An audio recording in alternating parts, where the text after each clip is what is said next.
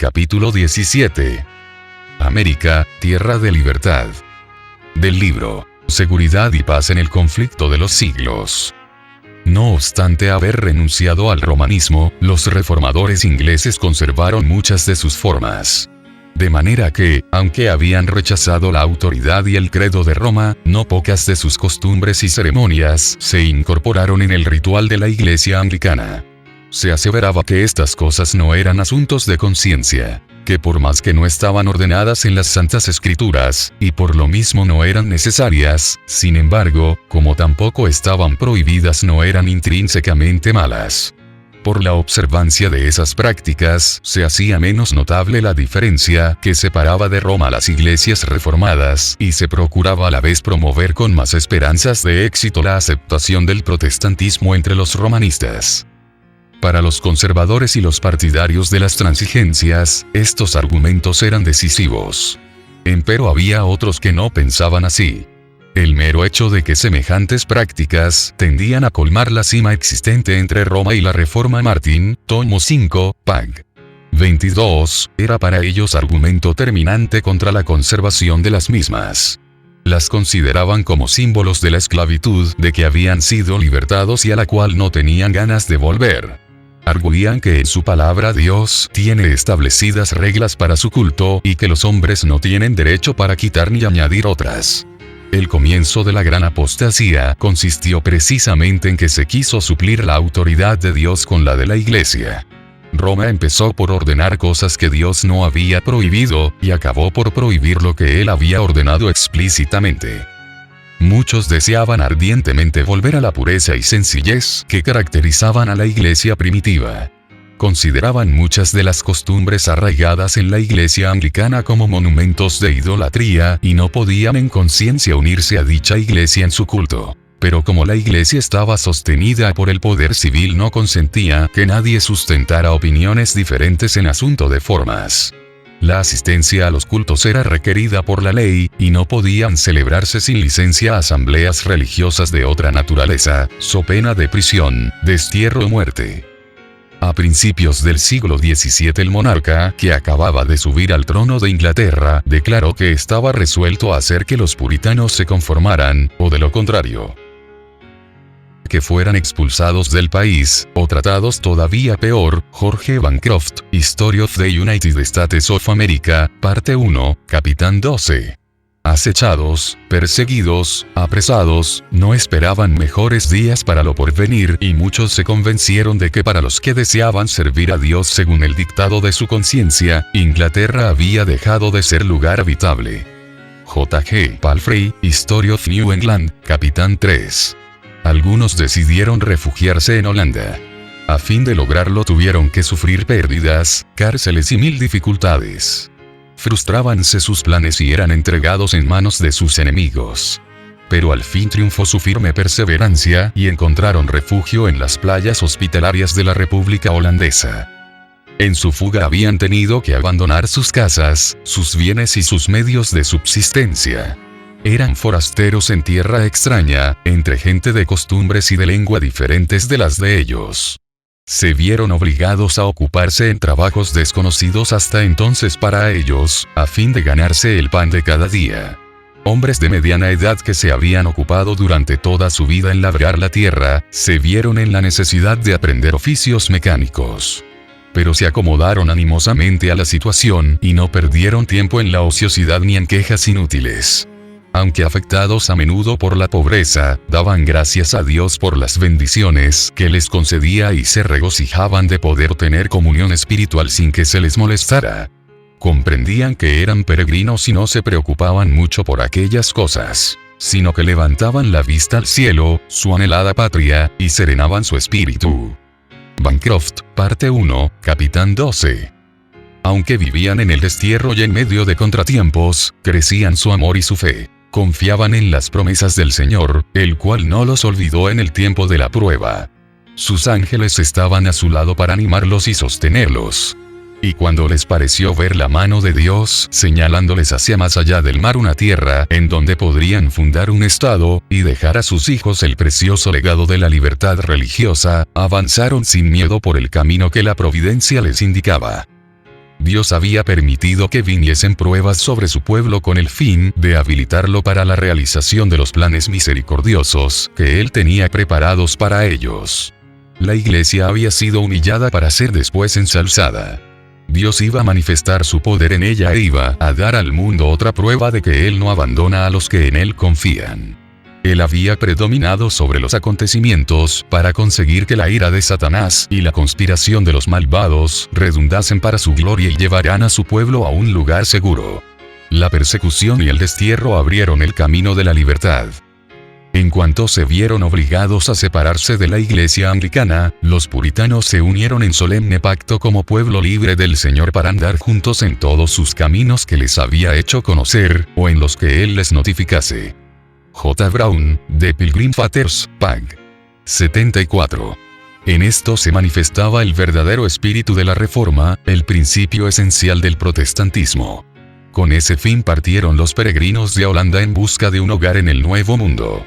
Juan Robinson, su pastor, a quien la providencia impidió que les acompañase, díjoles en su discurso de despedida: «Hermanos, dentro de muy poco tiempo vamos a separarnos, y solo el Señor sabe si viviré para volver a ver vuestros rostros. Pero sea cual fuere lo que el Señor disponga, yo os encomiendo a Él y os exhorto ante Dios y sus santos ángeles a que no me sigáis más allá de lo que yo he seguido a Cristo.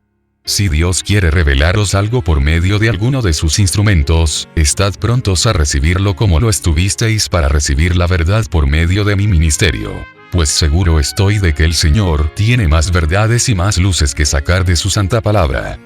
Martin, tomo 5, pag. 70.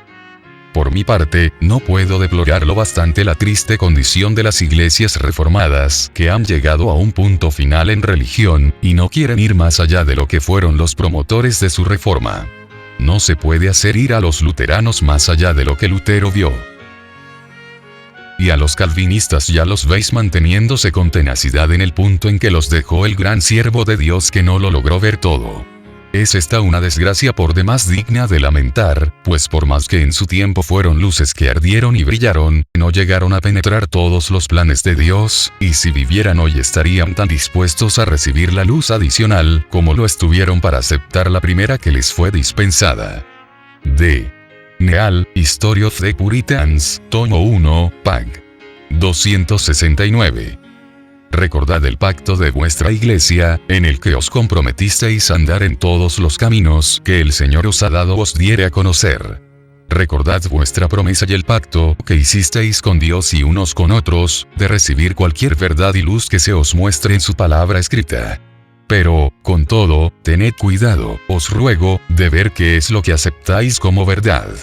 Examinadlo, consideradlo, y comparadlo con otros pasajes de las Escrituras de verdad antes de aceptarlo, porque no es posible que el mundo cristiano, salido hace poco de tan densas tinieblas anticristianas, pueda llegar enseguida a un conocimiento perfecto en todas las cosas.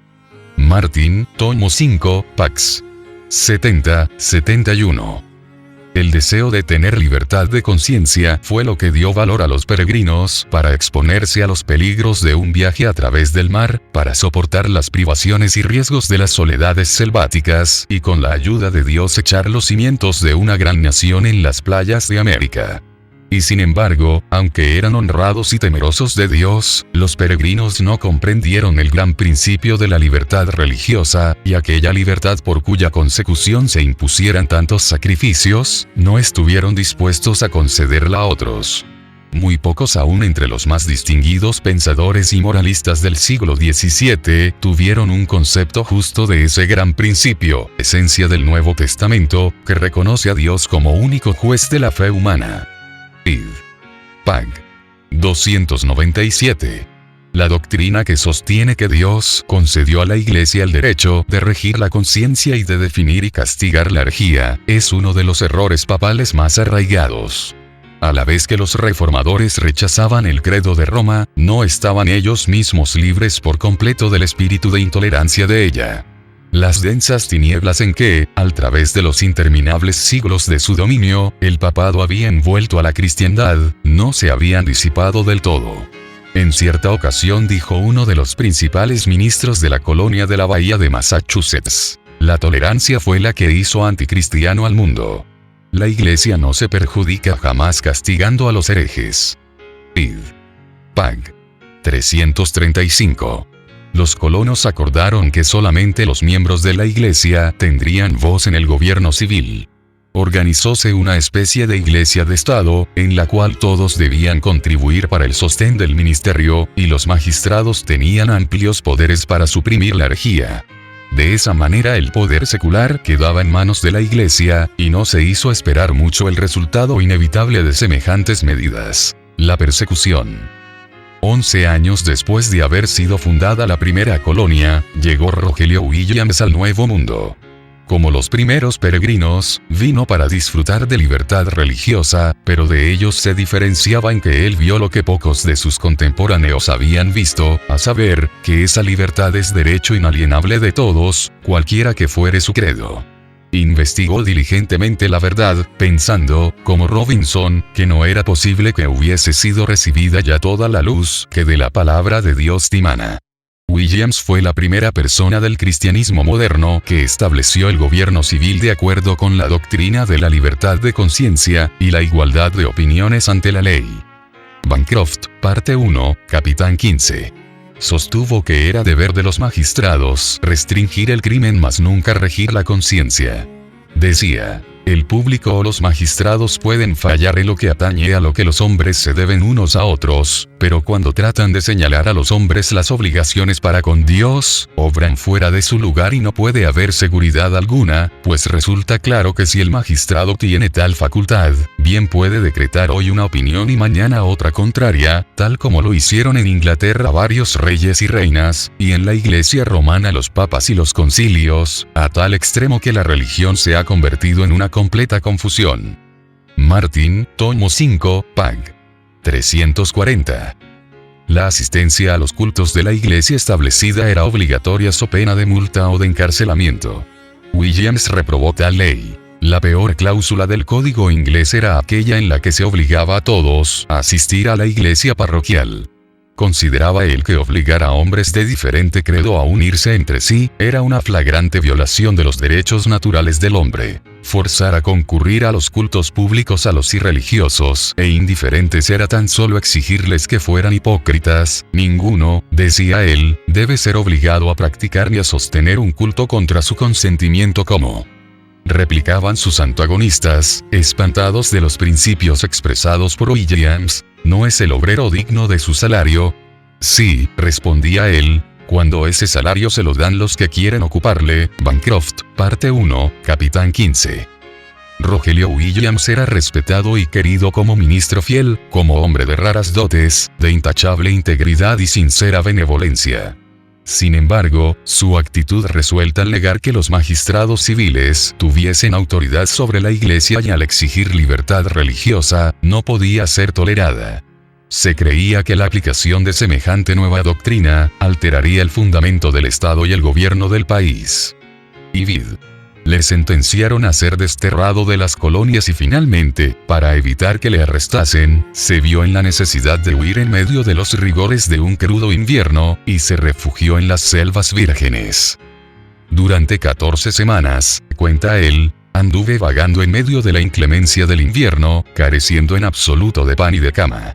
Pero los cuervos me alimentaron en el desierto, y el hueco de un árbol les servía frecuentemente de albergue. Martin, tomo 5, pax. 349-350. Así prosiguió su penosa huida por entre la nieve y los bosques casi inaccesibles, hasta que encontró refugio en una tribu de indios cuya confianza y afecto se había ganado esforzándose por darles a conocer las verdades del Evangelio. Después de varios meses de vida errante, llegó al fin a orillas de la bahía de Narragansett, donde echó los cimientos del primer estado de los tiempos modernos que reconoció en el pleno sentido de la palabra los derechos de la libertad religiosa. El principio fundamental de la colonia de Rogelio Williams era que cada hombre debía tener libertad para adorar a Dios según el dictado de su propia conciencia. Id. Pag. 354. Su pequeño estado, Rhode Island, vino a ser un lugar de refugio para los oprimidos, y siguió creciendo y prosperando hasta que su principio fundamental, la libertad civil y religiosa, llegó a ser la piedra angular de la República Americana de los Estados Unidos. En el antiguo documento que nuestros antepasados expidieron como su Carta de Derechos, la Declaración de Independencia, declaraban lo siguiente: sostenemos como evidentes estas verdades, a saber, que todos los hombres han sido creados iguales, que han sido investidos por su Creador con ciertos derechos inalienables, que entre estos están la vida, la libertad y la búsqueda de la felicidad. Y la Constitución garantiza en los términos más explícitos, la inviolabilidad de la conciencia. No se exigirá examen alguno religioso como calificación para obtener un puesto público de confianza en los Estados Unidos. El Congreso no dictará leyes para establecer una religión ni para estorbar el libre ejercicio de ella. Los que formularon la Constitución reconocieron el principio eterno de que la relación del hombre con Dios se halla por sobre toda legislación humana y que los derechos de la conciencia son inalienables. No se necesitaba argumentar para establecer esta verdad, pues la sentimos en nuestro mismo corazón. Fue este sentimiento el que, desafiando leyes humanas, sostuvo a tantos mártires en tormentos y llamas. Reconocían que su deber para con Dios era superior a los decretos de los hombres y que nadie podía ejercer autoridad sobre sus conciencias. Es un principio innato que nada puede desarraigar. Congressional Documents, EUA, Serie No. 200, Documento No. 271. Cuando circuló por los países de Europa la noticia de que había una tierra donde cada hombre podía disfrutar del producto de su trabajo y obedecer a las convicciones de su conciencia, millares se apresuraron a venir al Nuevo Mundo. Las colonias se multiplicaron con rapidez. Por una ley especial, Massachusetts ofreció bienvenida y ayuda, a costa del pueblo, a todos los cristianos de cualquier nacionalidad que pudieran huir al través del Atlántico para escapar de las guerras, del hambre y de la opresión de sus perseguidores. De esa manera los fugitivos y oprimidos eran, por la ley, considerados como huéspedes de la comunidad. Martin, tomo 5, pag. 417. A los 20 años de haberse efectuado el primer desembarco en Plymouth, había ya establecidos en Nueva Inglaterra otros tantos miles de peregrinos. Con el fin de asegurar lo que buscaban, se contentaban con ganar apenas su subsistencia y se acomodaban a una vida de frugalidad y de trabajo. No pedían de aquel suelo sino la justa retribución de su propio trabajo. Ninguna visión de oro venía a engañarles en su camino, se conformaban con el progreso lento pero firme de su estado social. Soportaban pacientemente las privaciones de la vida rústica, y regaron con sus lágrimas y con el sudor de su frente el árbol de la libertad, hasta verlo echar profundas raíces en la tierra. La Biblia era considerada como la base de la fe, la fuente de la sabiduría y la carta magna de la libertad. Sus principios se enseñaban cuidadosamente en los hogares, en las escuelas y en las iglesias, y sus frutos se hicieron manifiestos, en lo que se ganó en inteligencia, en pureza y en templanza. Podíase vivir por años entre los puritanos sin ver un borracho, ni oír una blasfemia ni encontrar un mendigo. Bancroft, parte 1, capitán 19. Quedaba demostrado que los principios de la Biblia son las más eficaces salvaguardias de la grandeza nacional. Las colonias débiles y aisladas vinieron a convertirse pronto en una confederación de estados poderosos, y el mundo pudo fijarse admirado en la paz y prosperidad de una iglesia sin papa y de un estado sin rey. Pero un número siempre creciente de inmigrantes arribaba a las playas de América, atraído e impulsado por motivos muy distintos de los que alentaran a los primeros peregrinos. Si bien la fe primitiva y la pureza ejercían amplia influencia y poder subyugador, estas virtudes se iban debilitando más y más cada día en la misma proporción en que iba en aumento el número de los que llegaban guiados tan solo por la esperanza de ventajas terrenales. La medida adoptada por los primitivos colonos, de no conceder voz ni voto ni tampoco empleo alguno en el gobierno civil, sino a los miembros de la Iglesia, produjo resultados perniciosos. Dicha medida había sido tomada para conservar la pureza del Estado, pero dio al fin por resultado la corrupción de la Iglesia. siendo indispensable profesar la religión para poder tomar parte en la votación o para desempeñar un puesto público, muchos se unían a la iglesia tan solo por motivos de conveniencia mundana y de intrigas políticas, sin experimentar un cambio de corazón. Así llegaron las iglesias a componerse en considerable proporción de gente no convertida, y en el ministerio mismo había quienes no solo erraban en la doctrina, sino que ignoraban el poder regenerador del Espíritu Santo. De este modo quedó otra vez demostrado el mal resultado que tan a menudo comprobamos en la historia de la Iglesia desde el tiempo de Constantino hasta hoy, y que da el pretender fundar la Iglesia valiéndose de la ayuda del Estado, y el apelar al poder secular para el sostenimiento del Evangelio de aquel que dijo: «Mi reino no es de este mundo». Juan 18:36. El consorcio de la Iglesia con el Estado, por muy poco estrecho que sea, puede en apariencia acercar el mundo a la Iglesia, mientras que en realidad es la Iglesia la que se acerca al mundo.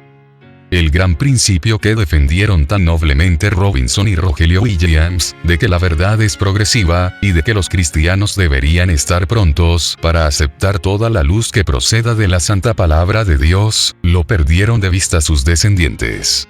Las iglesias protestantes de América, lo mismo que las de Europa, tan favorecidas al recibir las bendiciones de la Reforma, dejaron de avanzar en el camino que ella les había trazado. Si bien es verdad que de tiempo en tiempo surgieron hombres fieles que proclamaron nuevas verdades y denunciaron el error tanto tiempo acariciado, la mayoría, como los judíos en el tiempo de Cristo, o como los papistas en el de Lutero, se contentaba con creer lo que sus padres habían creído, y con vivir como ellos habían vivido. De consiguiente la religión degeneró de nuevo en formalismo. Y los errores y las supersticiones que hubieran podido desaparecer de haber seguido la Iglesia avanzando en la luz de la palabra de Dios, se conservaron y siguieron practicándose. De este modo, el espíritu inspirado por la Reforma murió paulatinamente, hasta que llegó a sentirse la necesidad de una reforma en las iglesias protestantes tanto como se necesitara en la Iglesia romana en tiempo de Lutero. Se notaba el mismo estupor espiritual y la misma mundanalidad, la misma reverencia hacia las opiniones de los hombres, y la substitución de teorías humanas en lugar de las enseñanzas de la palabra de Dios. La vasta circulación que alcanzó la Biblia en los comienzos del siglo XIX, y la abundante luz que de esa manera se esparció por todo el mundo, no fue seguida por el adelanto correspondiente en el conocimiento de la verdad revelada, ni en la religión experimental. Satanás no pudo, como en las edades pasadas, quitarle al pueblo la palabra de Dios, que había sido puesta al alcance de todos. Pero para poder alcanzar su objeto indujo a muchos a tenerla en poca estima. Los hombres descuidaron el estudio de las sagradas escrituras y siguieron aceptando interpretaciones torcidas y falsas y conservando doctrinas que no tenían fundamento alguno en la Biblia. Viendo el fracaso de sus esfuerzos para destruir la verdad por medio de la persecución, Satanás había recurrido de nuevo al plan de transigencias que condujo a la apostasía y a la formación de la Iglesia de Roma. Había inducido a los cristianos a que se aliasen, no con los paganos, sino con aquellos que por su devoción a las cosas de este mundo demostraban ser tan idólatras como los mismos adoradores de imágenes. Y los resultados de esta unión no fueron menos perniciosos entonces que en épocas anteriores. El orgullo y el despilfarro fueron fomentados bajo el disfraz de la religión, y se corrompieron las iglesias. Satanás siguió pervirtiendo las doctrinas de la Biblia, y empezaron a echar profundas raíces las tradiciones que iban a perder a millones de almas. La Iglesia amparaba y defendía estas tradiciones, en lugar de defender la fe que una vez fue entregada a los santos. Así se degradaron los principios que los reformadores sustentaron y por los cuales sufrieran tanto.